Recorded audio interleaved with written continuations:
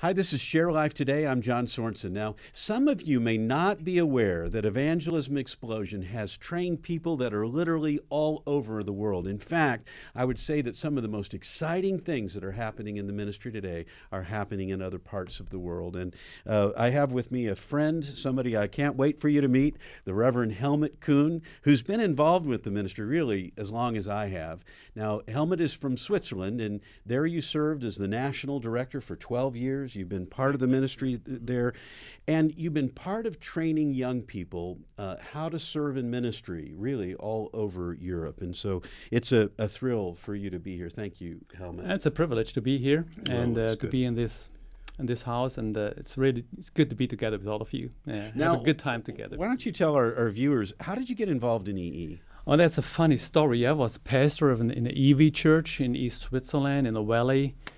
Close to Austria, it's a fine village, and did my job, and was in the office, and then I received a phone call, and on the other side of the line was an old man, Khun. Maybe you know Theo, exactly. In that way, and then finally I felt a bit sorry because he wanted to find Christian churches running EE, and he couldn't find them, especially in the Catholic region. There are no churches. Invited him for lunch, and right after we went into the Alps to the farmers. They were introverted people. I said, well, try to share the gospel in German. I tried to translate it to correct things.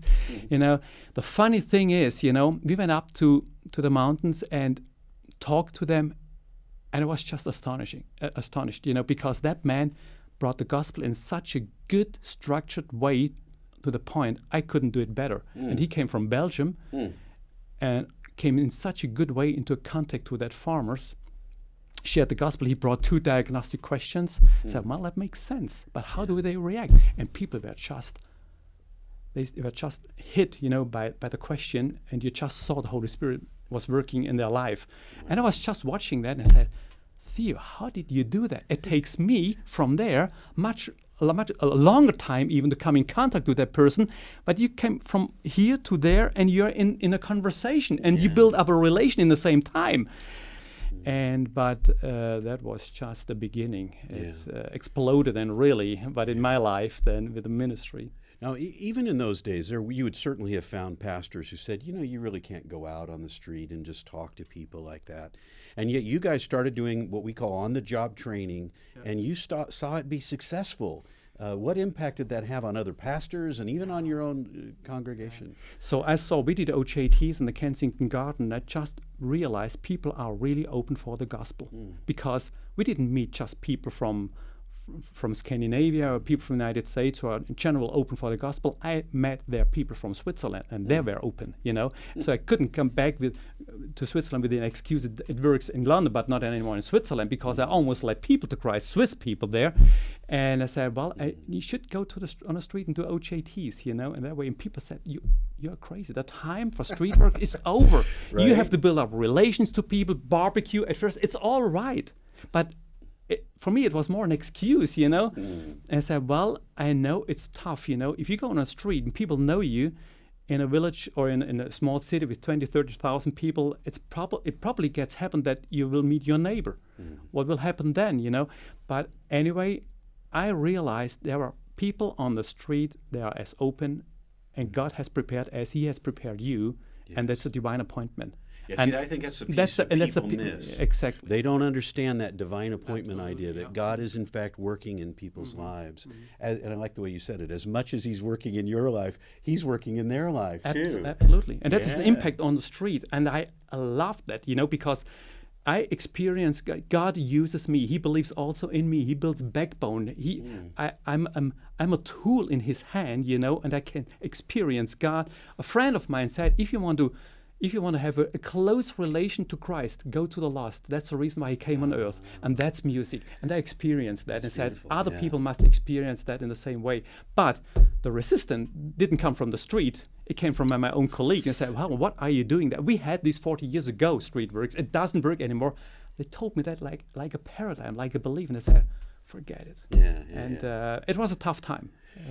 You know, some people say that Europe is very difficult, that it's hard to share the gospel, that people don't want to listen. But what's your experience been?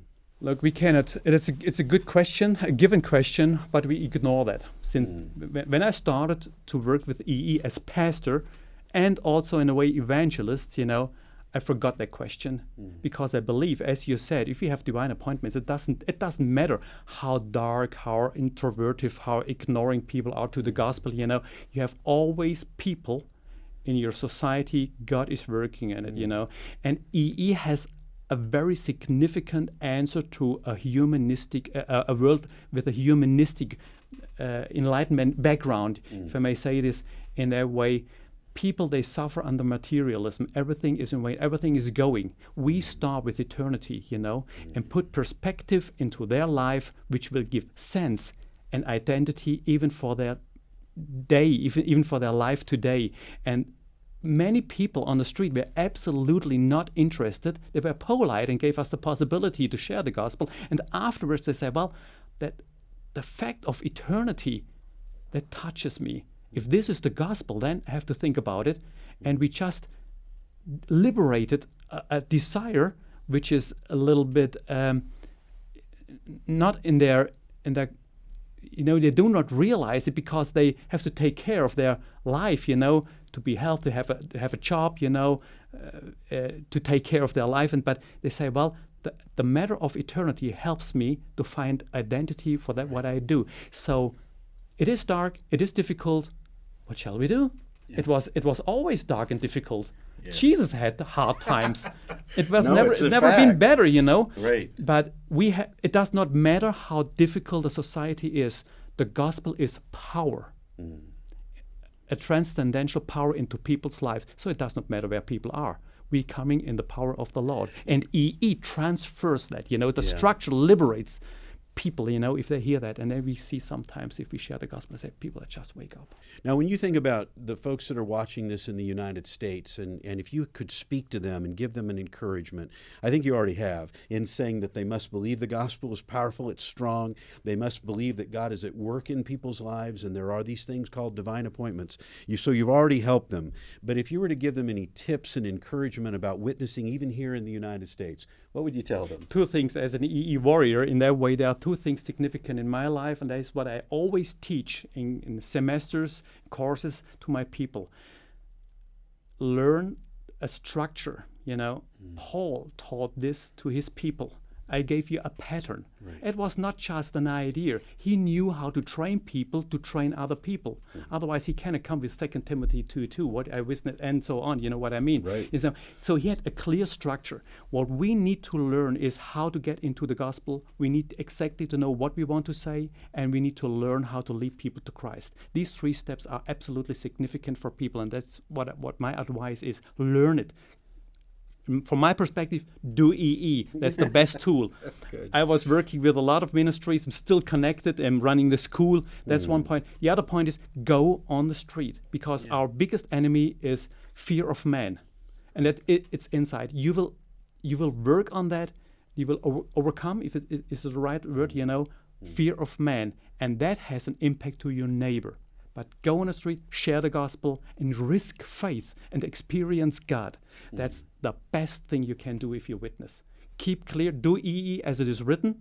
There is a power in it, and the Holy Spirit has blessed it.